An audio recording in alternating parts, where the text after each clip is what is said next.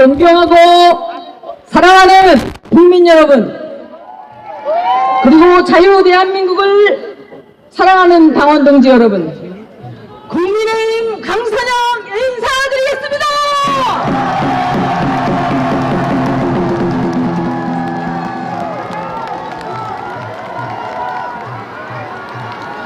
저는 오늘 이곳 보수의 심장 동대구를 내오면서 북한 정권이 동족을 총칼로 짓밟던 지난 6.25 전쟁 당시 수도 서울을 뺏기고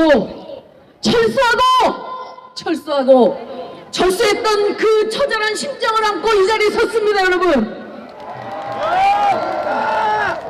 전쟁의 폐허 속에서 허리띠 졸라매고 고속도로 만들고 포항제철 만들고 굶주려가며 땀 흘려 일군 나라가 대한민국 아닙니까, 여러분? 그 대한민국, 모범적인 자유민주주의 국가 대한민국, 번영하던 대한민국이 이재명 정부 110일 만에 안보는 위태, 경제는 폭망, 교육은 후퇴하는 암울한 국가로 전락하고 있으면, 여러분, 북한이 핵을 개발해도 대북 방송은 알아서 중단하고 교육 훈련은 알아서 축소하고 북한은 감시도 못하게 하는 문재인 정부의 9.19 합의, 한마디로 우리 군의 손발을 묶고 눈을 가리는 9.19 합의를 이재명 정권이 다시 복원한다고 합니다. 통일부 장관은 북한의 위협이 남한이라고 하고 김정은의 적대적 이 국가론을 앵무새처럼 따라하며 70년 통일의 야만을 짓밟고 있습니다, 여러분. 이래가지고 국가안보가 지켜지겠습니까? 빚내서 돈 뿌리고 국민들은 나중에 빚만 갚다가 저 베네수엘라처럼 폭망해서야 되겠습니까, 여러분? 소위 노란봉투법, 기업폭망법이 기업을 옥죄서 국내 기업, 외국 기업 할 것 없이 모두 한국을 떠나고 일자리가 없이 더욱 가난해질 대한민국을 우리 후세에게 그대로 물려줄 생각이십니까, 여러분? 그냥 지켜봐서 되겠습니까, 여러분? 어떻게 해야 됩니까, 여러분? 싸워야 되지 않겠습니까, 여러분? 싸우자!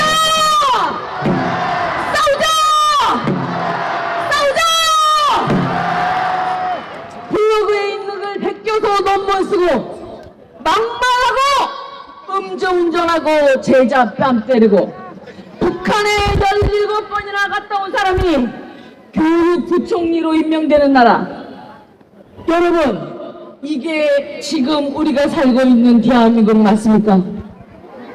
이게 도대체 말이나 되는 소리입니까, 여러분? 지금 이재명 정부와 여당은 미국 문화원 점거 사건을 주도했던 국무총리, 미 대사관 방한을 시도했던 당대표를 보유한 정부입니다. 미국이 우리에게 어떤 나라입니까? 6.25 전쟁 때 미군은 한국에 와서 37,000명이나 되는 고귀한 목숨을 잃었습니다. 여러분, 그렇게 고귀한 목숨을 잃고 함께 지킨 대한민국이 그렇게 동맹을 이루어진 미국에 대해서 반미시위를 하는 사람들에 대해서는 아무런 제재도 가하지 않고 우리에게 총괄을 겨눴던 저 중국에 대한 반중 시위는 강력하게 조치한다는 것이 지금의 대한민국에 맞습니까, 여러분?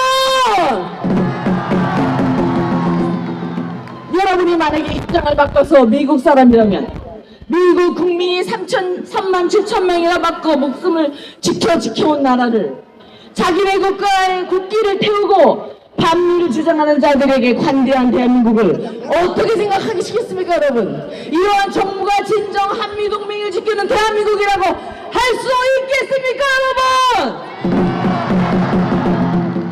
지난주 정동영 통일부 장관은 대한민국이 북한을 먼저 도발했다고 반성하랍니다. 제가 그래서 여러분들 기억을 되살려서 한번 북한이 어떤 짓을 저질렀는지 말씀드리겠습니다. 지난 2010년 천안함 북침으로 46명의 고귀한 우리 전우들이 목숨을 잃었습니다. 그해 11월 연평도 포격 도발로 4명의 사상자가 생겼습니다. 2015년에는 남한지역 DMZ에 북한기를 설치해서 우리 전우의 다리가 잘라졌습니다. 남북한 교류가 좋았다고 떠들던 2008년 노무현 시절에는 박왕자라는 우리 국민이 금강산에서 조선인민군에 의해서 사살되었습니다. 2020년 문재인 정부 시절에는 서해에서 우리 공무원이 피살되었습니다. 문재인 정부의 연락사무소는 무자비하게 폭파되었습니다.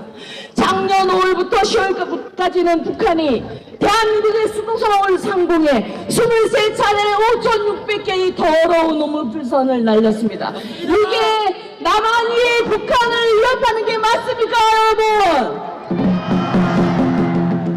김대중 정부의 대북지원금은 지금도 핵무기로 개발되어 있고, 노무현 정부 때 시작된 핵실험은 최근까지 6차례나 실시되었습니다.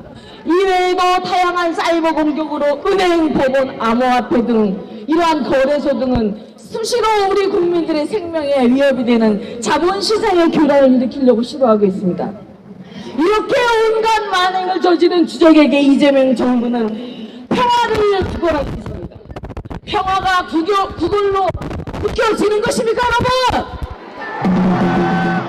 평화는 오로지 강력한 강한 의지로 지켜지는 것입니다, 여러분. 그렇지 않습니까? 서울 하늘에 오물풍선이 날아다녀도 적에게 가장 위협적인 대북 확성기를 스스로 철거하는 것이 적을 이롭게 하는 이적행위가 아니면 무엇이 이적행위라고 할 수 있습니까, 여러분? 정동영 통일부 장관에게 묻겠습니다. 남한이 북한의 위협입니까? 북한이 남한의 위협입니까?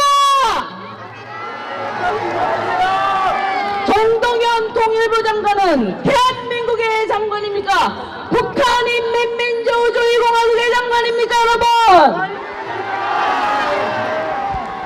이러니 미국과 관계가 좋아질 리가 있겠습니까? 우리 국민들이 동맹국 미국에서 쇠사슬에 발이 묶이고 두 손이 묶인 채 수용소에 가둬지고 추방되는 일이 지금 대한민국의 현주소입니다. 이게 대한민국의 국격에 맞는 일이라고 생각하십니까, 여러분? 대통령 대변인은 한미 정상회담이 성공적이어서 문서조차 만들 필요가 없다고 자화자찬하고 정상회담 중 트럼프 대통령 앞에서 비굴한 태도와 그 표정으로 노력하던 그 대통령은 처연하기까지 했던 그 대통령은 이제 와서 문서에 서명했다면 탄핵당했을 것이라고 말합니다. 도대체 이 정부는 어디까지 진실이고 어디까지가 거짓입니까? 회담이 성공적이었다고 말하는 대변인이 거짓입니까? 대통령이 탄핵당할 뻔했다고 말하는 것이 거짓입니까? 우리 국민에게 정확히 알리고 자신들의 잘못을 인정해야 되지 않겠습니까, 여러분? 지금이라도 한미 정상의 결과를 밝히고 빈손 관세 협상을 국민 앞에 사과하십시오!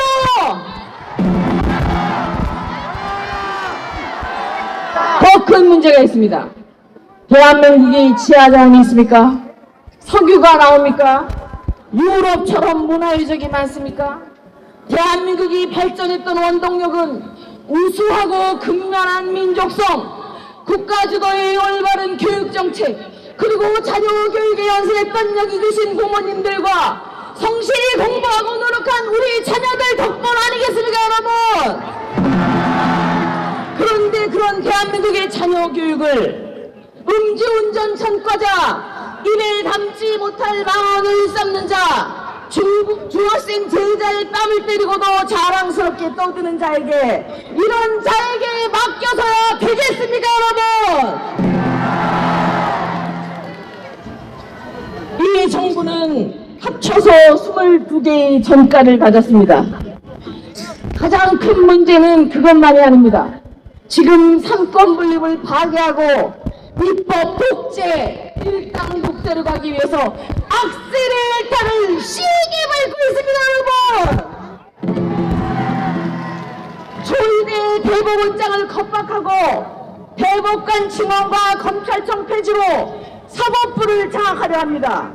특검의 칼날로 야당 중앙 당사를 유린하고 내란 특별재판부, 내란 전담재판부 말장난하면서 인민재판을 정책하고 있습니다. 여러분, 다수의 의석을 앞세워 협치 없는 일당 독재식 막가파 입법을 강의하고 있습니다. 이건 명백한 위헌이며 독재로 가는 지름길 아니겠습니까, 여러분? 이 잔인무도한 의회 독재로부터 우리 자유민주주의를 지켜야 하지 않겠습니까, 여러분?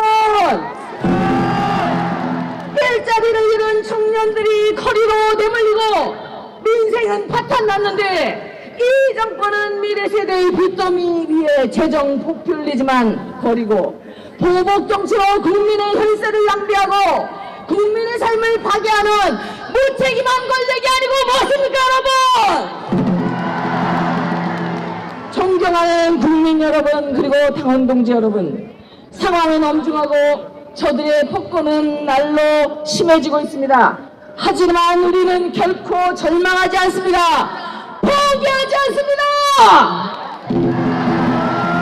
대구와 마산, 구미와 외관, 영산과 남지, 포항, 영덕에서 다부동과 창녕전투에서 낙동강전선을 지켜내고 결국 서울을 수복하고 압록강까지 전진했던 그 정신, 75년 전 죽음을 무릅쓰고 맨몸으로 낙동강전선을 지켜냈던 것처럼 우리는 거짓과 불의에 맞서 자유민주주의 새로운 낙동강전선을 구축해야 됩니다, 여러분.